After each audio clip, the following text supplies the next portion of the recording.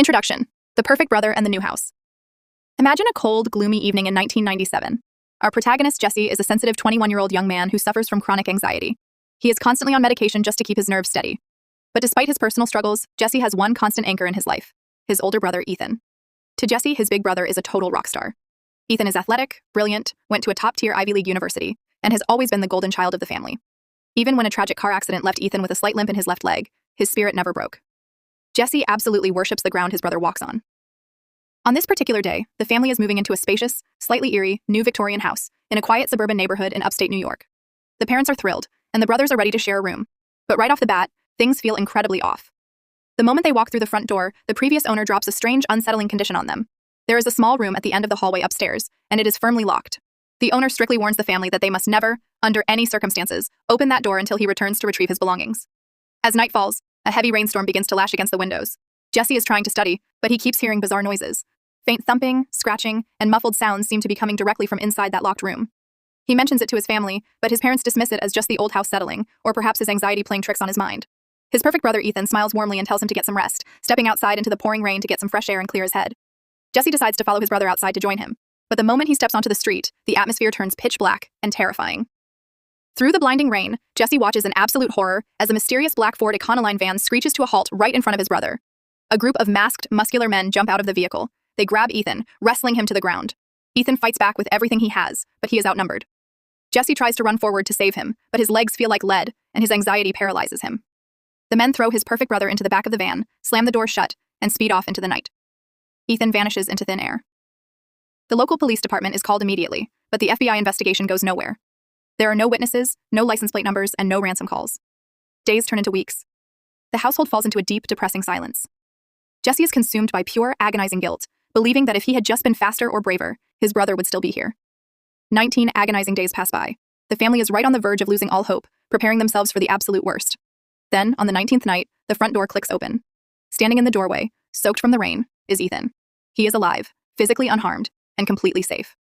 The parents burst into tears, hugging him tight. But as the initial shock wears off, a chilling reality sets in. Ethan has absolutely no memory of the last 19 days. To him, it is a total, terrifying blank. He remembers stepping outside for fresh air, and then suddenly waking up on a New York City street corner 19 days later. At first, Jesse is just incredibly grateful to have his brother back. But within 48 hours, he starts noticing subtle, chilling red flags that make his skin crawl. This man looks like his brother, but he is acting like a complete stranger. One night, while they are lying in their beds, Jesse notices that the man across the room is sleeping perfectly flat, without Ethan's usual sleeping habits. The next morning, Jesse watches his brother walk down the stairs. His jaw drops. Ethan is walking perfectly normally. The slight limp in his left leg, the one he had for years, is completely gone. But the moment Ethan realizes Jesse is watching him, he suddenly starts limping again, almost as if he forgot to play a part.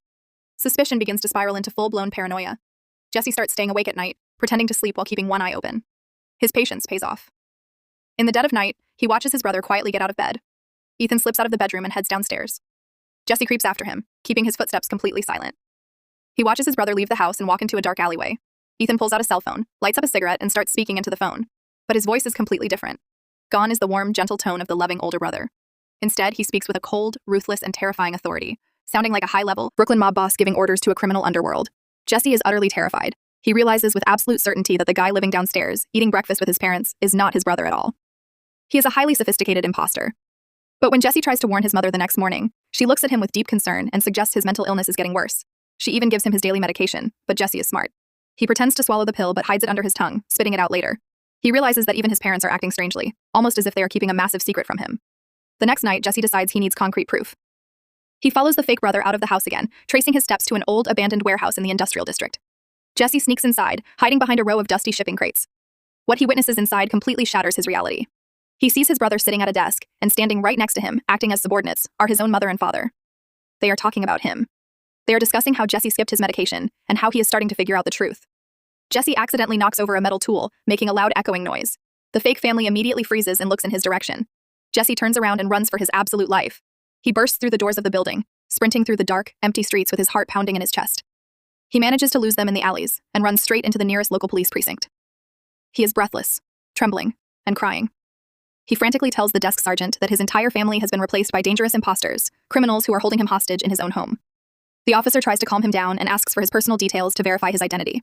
Jesse gives his name and states that he is 21 years old, born in 1976. The officer looks at him with total confusion and asks if he is playing a joke. The officer points to a calendar on the wall. Jesse looks at it and his heart drops. The calendar does not say 1997. It says the present year, 2016. Jesse gasps, backing away. He looks around the station and notices modern computers, smartphones, and technology that did not exist in 1997. The officer gently guides him to a mirror in the hallway. Jesse looks at his reflection and his entire world completely collapses. He is not a young 21-year-old kid anymore. The face staring back at him is that of a washed-up, wrinkled, middle-aged man in his early 40s. Before Jesse can even process this reality-shattering revelation, the fake brother and a group of men pull up to the police station. They present medical documents showing that Jesse is a severely mentally ill patient with a history of delusions. The police hand him right back over to them. Jesse is tied to a chair inside a heavily secured room. This is where the story completely pulls the rug out from under the audience. The fake brother sits down across from him, lighting a cigarette. He reveals the mind-bending truth. The year is indeed 2016. The locked room in the house, the old 1997 setting, the vintage cars, the old clothes. It was all a massive, highly expensive, psychological setup. The fake brother is actually a ruthless private investigator named Thomas. The fake parents are just washed-up Broadway theater actors hired to play a role. The detective explains that 20 years ago, in 1997, a horrific crime took place. A wealthy Manhattan doctor's wife and her young daughter were brutally murdered in their own home during a home invasion. The killer was never caught, but the police found partial DNA evidence belonging to a young Jesse. However, when they finally tracked Jesse down decades later, they realized he had developed a severe, impenetrable case of dissociative amnesia due to extreme psychological trauma. His brain had completely blocked out the entire memory of the crime, freezing his consciousness in the year 1997, right before the murders happened. Because traditional interrogation tactics failed miserably, the surviving son of that murdered family spent his entire life savings to hire this private investigator. They built an exact replica of Jesse's old 1997 house, hired actors, and put Jesse through heavy medical hypnosis just to make his brain believe he was 21 again. The entire 19-day kidnapping was actually just a cover story because the detective had to temporarily leave the setup to deal with a real-world court case. The whole goal of this multi-million-dollar psychological trap was to force Jesse's brain to remember that fateful night because they need to know one crucial piece of information. Who is the anonymous mastermind that hired Jesse to commit those murders? Jesse is in absolute denial. He screams crying that he is an innocent man, that he could never murder a mother and her child. But the private investigator is relentless. He pumps Jesse with a chemical drug designed to break down psychological walls and forces him to stare at old crime scene photographs. Under the intense pressure, the mental dam finally breaks. The drug and the visuals trigger a massive flood of memories, and the horrific truth comes rushing back like a tidal wave. It is 1997. The country is going through a devastating economic crash. Jesse's real family was in a horrific car accident.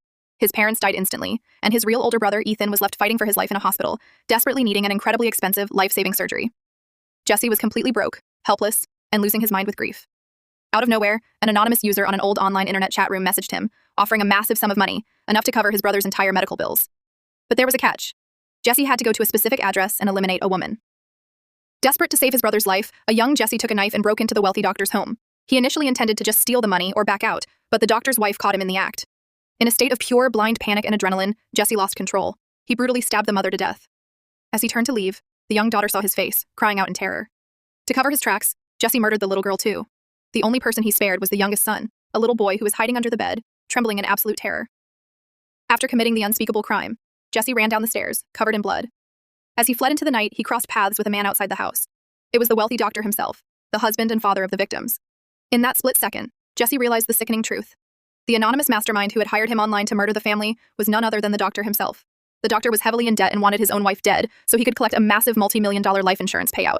He had used a desperate, grieving young Jesse as his disposable hitman. When Jesse confronted the doctor on the street demanding to know how he could do this to his own family, a struggle ensued.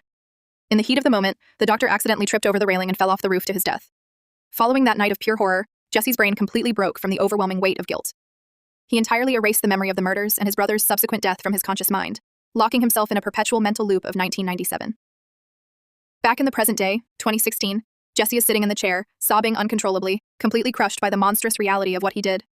The private investigator, Thomas, watches him with a look of profound bitterness. Then, the detective drops the final, devastating bombshell. He steps aside and another man enters the room. It is the surviving little boy who was hiding under the bed 20 years ago, the one who grew up and spent his entire life savings to fund this massive investigation. But here's the heartbreaking, poetic kicker that proves karma comes full circle with an absolute vengeance. The detective who orchestrated this entire fake reality, the man who spent his life tracking down his mother's killer, is actually the surviving son of that doctor. He spent decades believing a random monster had destroyed his family.